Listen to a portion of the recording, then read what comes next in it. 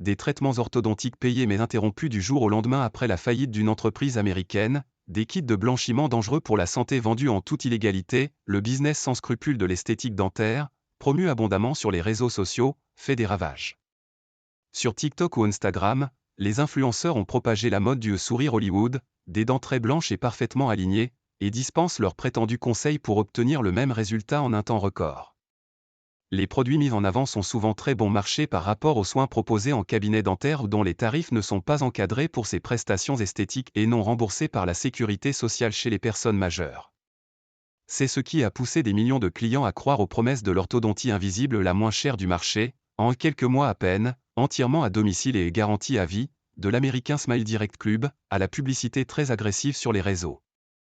Le principe, des gouttières transparentes vendues en ligne, à porter tous les jours pour redresser ses dents.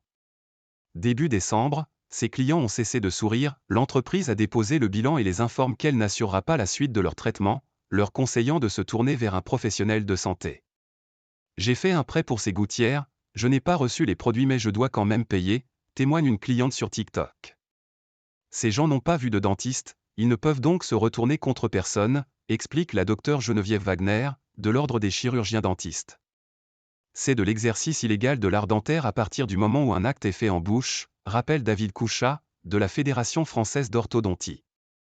Pour autant, ces sociétés n'enfreignent pas la loi puisque le client est le seul à mettre ses mains dans sa bouche.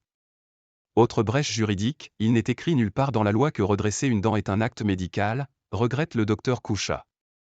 Stylo blanchissant.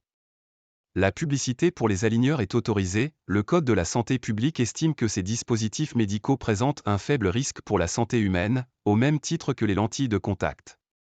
Faux, selon l'Ordre des dentistes, qui alerte les autorités sur de potentielles complications sévères.